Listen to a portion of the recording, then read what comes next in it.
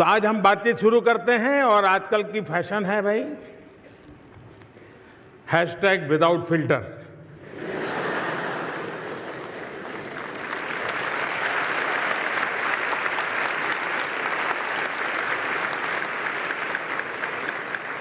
तो हमारे बीच भी हैशटैग विदाउट फिल्टर।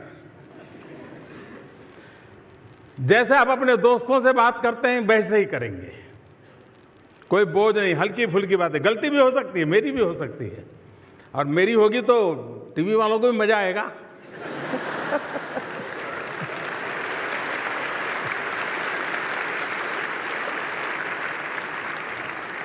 मैं ज़्यादा तो उनको खुश नहीं कर सकता हूं, लेकिन अगर उनको इससे भी खुशी मिलती है तो मुझे और खुशी होती है। खैर दोस्तों, हल्के फुल्के इस माहौल में अपन बातचीत शुरू करते हैं। पहला सवाल किसका है?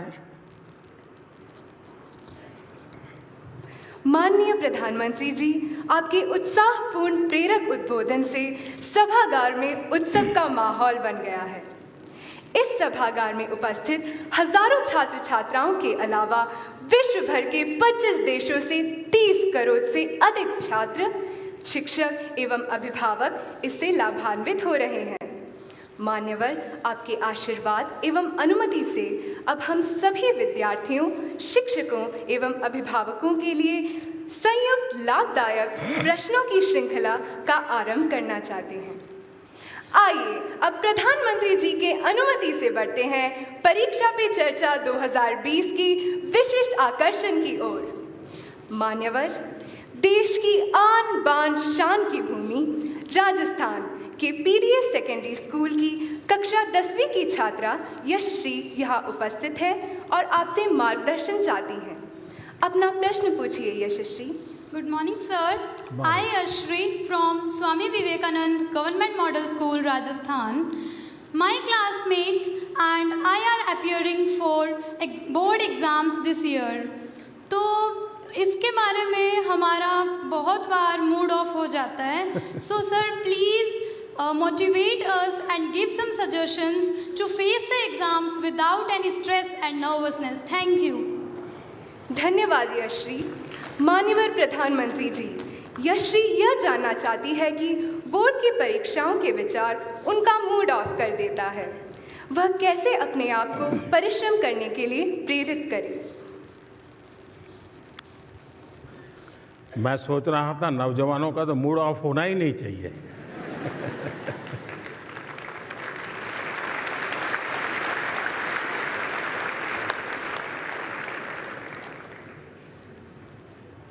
लेकिन क्या कभी हमने सोचा है कि मूड ऑफ क्यों होता है? अपने खुद के कारण से कि बाहर की परिस्थिति से? ज़्यादातर आपने देखा होगा कि अधिकतम केस में दिमाग खराब होता है, मूड ऑफ हो जाता है, काम करने का मन नहीं करता है, उसमें बाहर की परिस्थितियां ज़्यादा जिम्मेवार होती हैं। जैसे आपने माँ को कहा कि माँ मैं पढ़ रहा हूँ, 6 बजे मुझे कुछ चाय वगैरह मिल जाए देखना। फिर आप पढ़ रहे हैं बड़ी मस्ती से, लेकिन बीच बीच में घड़ी देखते हैं 6 बजे कि नहीं बजे। तो गड़बड़ वहीं से शुरू होती है और फिर माँ को आने में देर हो गई। वो 15 मिनट अंदर से तूफान खड़ा हो जाता है। माँ समझती क्या है, उसको समझ नहीं है मेरी 10वीं की एग्ज़ाम है, मुझे पढ़ना है, मैंने 6 बजे चाय के लिए बोला था। मूड पक्का यही होता है ना।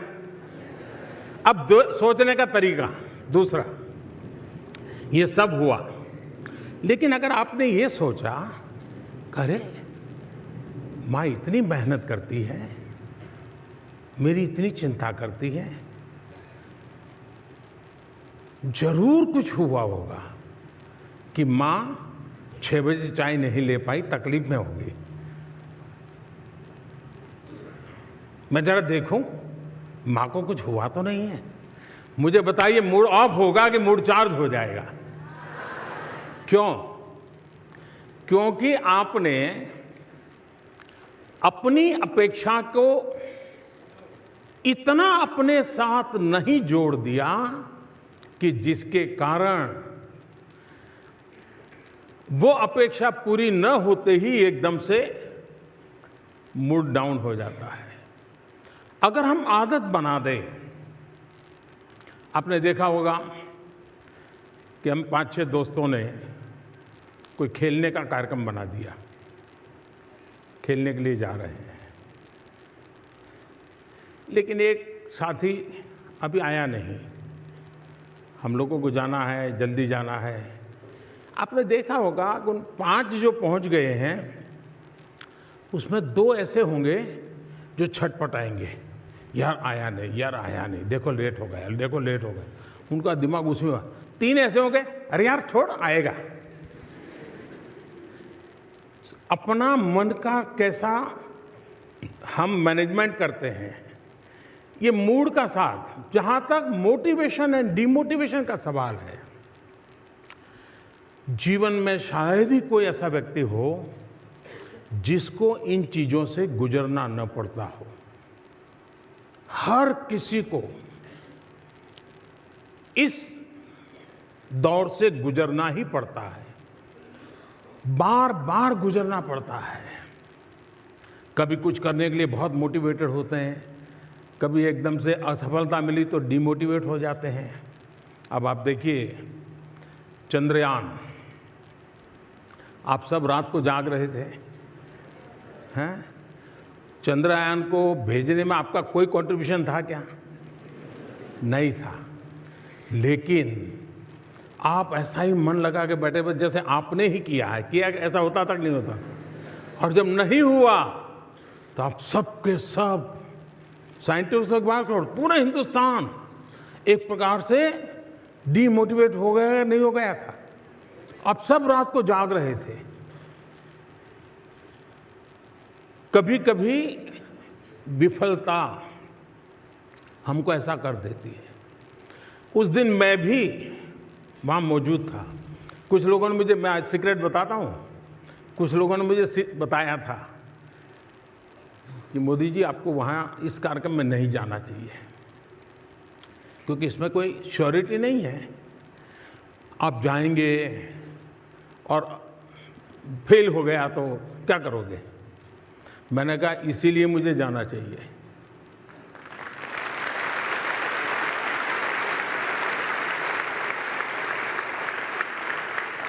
और जब लास्ट कुछ मिनट से मैं देख रहा था साइंटिस्टों के चेहरे पर बदलाव दिख रहा है, तनाव दिख रहा है, एक दूसरे की तरफ ऐसे ऐसे देख रहे हैं, तो मैं समझा कुछ अनहोनी। हम साइंटिस्ट तो है नहीं तो पूरा समझ तो आता नहीं था, लेकिन उनके चेहरे से लगा कुछ अनहोनी हो रही है। फिर थोड़ी देर में आकर के उन्होंने मुझे बताया। मैंने कहा ठीक है, आप ट्राई कर रहे हैं, करिए। मैं बैठा हूँ। फिर एक 10 मिनट के बाद उन्होंने बताया साहब नहीं हो रहा है। तो फिर मैं कुछ साइंटिस्टों के साथ वहाँ बैठा, कुछ बातें की, अंदर भी जाकर के थोड़ा चक्कर लगाया, चिंता मत कीजिए ऐसा करके। फिर मैं रात को करीब 3 बज गए थे, मैं अपने होटल पे गया। लेकिन मैं चैन से बैठ नहीं पाया, सोने का मन नहीं करता था। हमारी जो पीएमओ की टीम है तो वो अपने कमरे में चली गई थी। आधा पौना घंटा ऐसे ही बिताया, मैं चक्कर काट रहा था। तो मैंने कहा ऐसा करो यार, सबको बुलाओ। तो फिर जो बेचारे सो गए थे उनको बुलाया। मैंने कहा देखिए सुबह हमको जाना है, लेकिन हम कार्यक्रम बदल कर देंगे। सुबह हम जल्दी नहीं जाएंगे, देर से जाएंगे। और इन साइंटिस्टों को रात के 3 बज गए हैं, लेकिन क्या सुबह 7, साढ़े 7, 8 बजे इकट्ठे हो सकते हैं क्या? मैं मिलना चाहता हूँ। मैं जा सकता था, सुबह उठ करके चला जाता, और जिस देश में कोई नोटिस भी नहीं करता, कोई ज़रूरत भी नहीं थी, मैं खुद को समझा नहीं पा रहा था। और इसलिए मैं सुबह उन साइंटिस्टों को फिर से इकट्ठा किया, मेरे भाव मैंने व्यक्त किए, उनके परिश्रम को जितनी सराहना की जा सकती है की, देश के सपनों की बातें की। एक पूरा माहौल बदल गया, और वहां बदला ऐसा नहीं, पूरे हिंदुस्तान का बदल गया। जिस घटना ने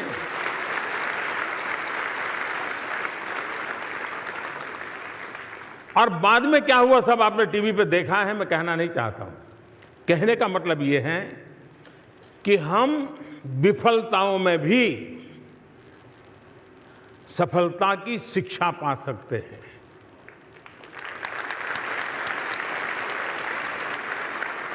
हर प्रयास में हम उत्साह भर सकते हैं, और किसी चीज में आप विफल गए, इसका मतलब ये है कि अब आप सफलता की ओर चल पड़े हैं।